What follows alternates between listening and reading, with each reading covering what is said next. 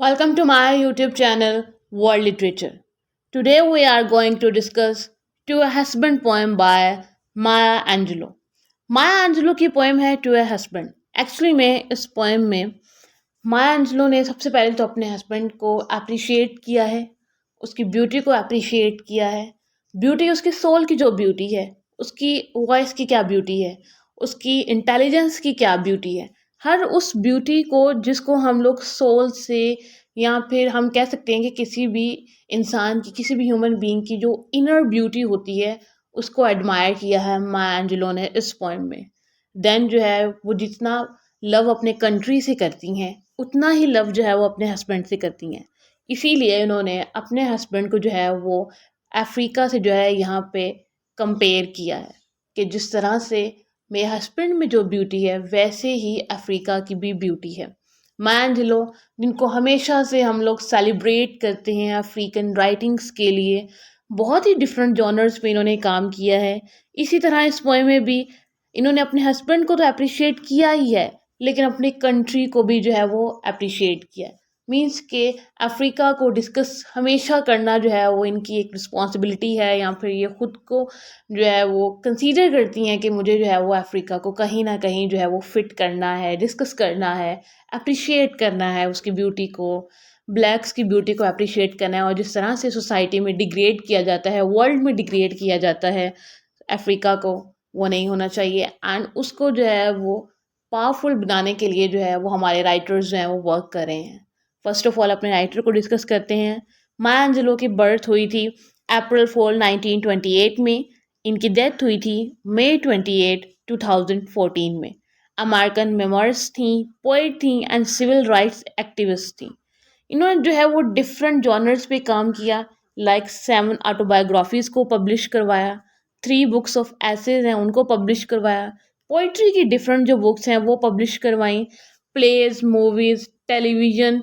इनका जो है ना वो करियर पूरे 15 ईयर्स पे जो है वो डिपेंड करता है, बेस करता है. डजन्स ऑफ अवार्ड्स भी इनको मिले, जिसमें जो है वो 50 ऑनररी डिग्रीज जो हैं वो इनको इनकी लाइफ में दी गई थी. पोएम को स्टार्ट करते हैं. फर्स्ट ऑफ ऑल इस पोएम की 2 स्टैंजाज हैं, और 2 स्टैंजाज में बहुत ही ब्यूटीफुली जो है ना वो अपना मैसेज जो है वो माया एंजेलो ने कन्वे किया है. फर्स्ट लाइन है पोएम की, your voice at times of feast. कि तुम्हारी जो वॉइस है, मीन्स कि हमें पता चलता है कि अपने हस्बैंड को यहाँ से अब वो अप्रिशिएट करना स्टार्ट करेंगे. अपने हस्बैंड की वॉइस को फर्स्ट ऑफ ऑल जो है वो अप्रिशिएट करती हैं. Your voice at times of feast. Feast हमको किस चीज़ को कहते हैं?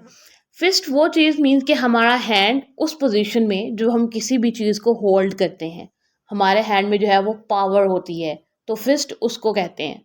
Tight in your throat, jabs ceaselessly at phantoms in the room.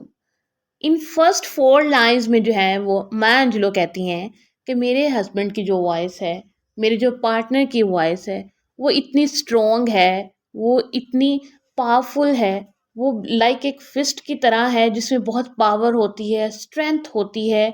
और वो थ्रोट में वो वॉइस इस तरह से है टाइटली कि जिससे जो भी शैडोज़ हैं, जो भी इवल चीज़ें हैं रूम में, वो भी जो है वो भागती हैं उस वॉइस को सुनकर. फैंटोम्स हम यहाँ पे कहेंगे कोई भी डेविल चीज़ हो सकती है, इवल चीज़ हो सकती है, या फिर कोई शैडो हो सकता है.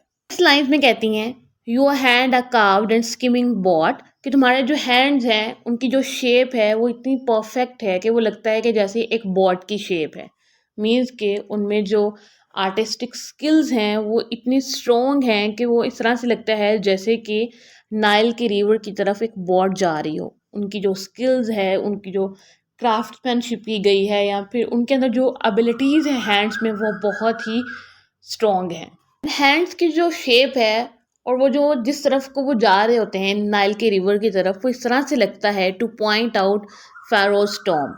मीन्स कि वो फ़ारोज़ का जो टॉम्ब है उसकी तरफ पॉइंट आउट कर रहे हैं वो हैंड्स. फ़ारोज़ टॉम्ब, फ़िरौन का टॉम्ब भी इसको कहा जाता है. फर्स्ट स्टैंजा में हस्बैंड को ब्यूटीफाई करने के बाद मीन्स कि उसके हैंड्स के बारे में बात की, उसके वॉइस के बारे में बात की कि उसके अंदर कितनी स्ट्रेंथ है, उसकी ब्यूटी क्या चीज़ है, उसके अंदर फिजिकल स्ट्रेंथ कितनी है. देन जो है वो सेकंड स्टैंजा में माया एंजेलो आती हैं, कहती हैं कि you are Africa to me. कि तुम मेरे लिए जो है वो अफ्रीका हो. एट ब्राइटेस्ट डॉन, कि तुम उस डॉन की तरह हो जिसमें जो है वो होप्स होती हैं, न्यू डे होता है। The Congo's green and copper's brackish hue, कि कॉन्गो के ग्रीन फील्ड्स की तरह हो और उस सोर वाटर की तरह हो, या फिर उस डिसटेस्टफुल वाटर की तरह हो जो कि कॉपर की तरह का दिखता है।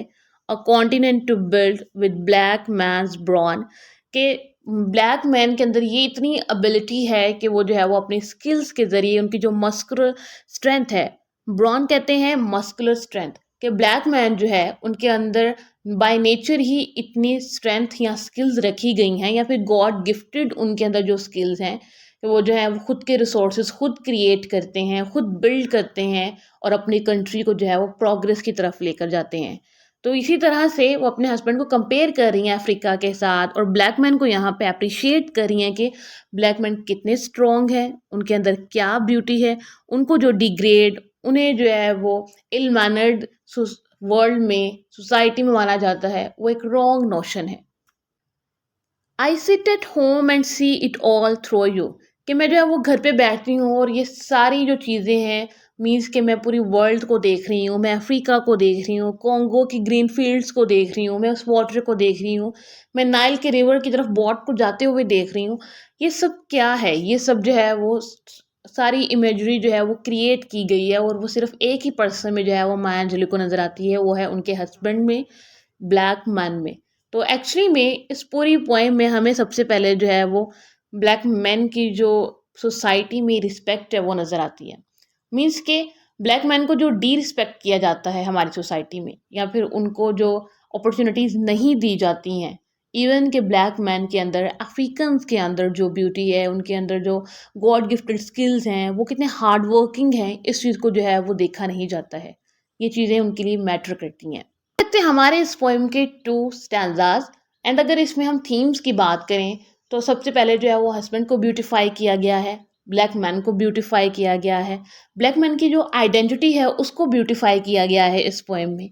सेकेंडली जो है वो इस पोएम में जो डिस्कस किया गया है वो है अफ्रीका की ब्यूटी को, या फिर जो अफ्रीका का रिवाइवल होना चाहिए, उसको जो रिस्पेक्ट है, जो उसकी डिग्निटी है उसको वापस मिलनी चाहिए, जो कि वाइट्स ने एक्सप्लॉइट कर दी है अपनी कॉलोनाइजेशन से, अपने लेबल्स से। और जो है वो खुद को जो है कहते थे कि हम बहुत वेल मैनर्ड हैं, हम जो है वो सिविलाइज्ड हैं, और ब्लैक्स जो है वो अनसिविलाइज्ड हैं। इन स्लोगन्स को जो है वो अब इस वर्ल्ड से भी जो है ना वो डिस्ट्रॉय हो जाना चाहिए, या फिर इस वर्ल्ड से भी जो है वो उनको ख़त्म कर देना चाहिए, क्योंकि हर इंडिविजुअल की, हर कास्ट की, हर कंट्री की जो है ना वो अपनी एक रिस्पेक्ट है। आई होप कि आपको इस पोएम का जो मैसेज है वो समझ आया होगा। वीडियो को लाइक और शेयर और चैनल को ज़रूर सब्सक्राइब कीजिएगा। Thanks for watching my channel.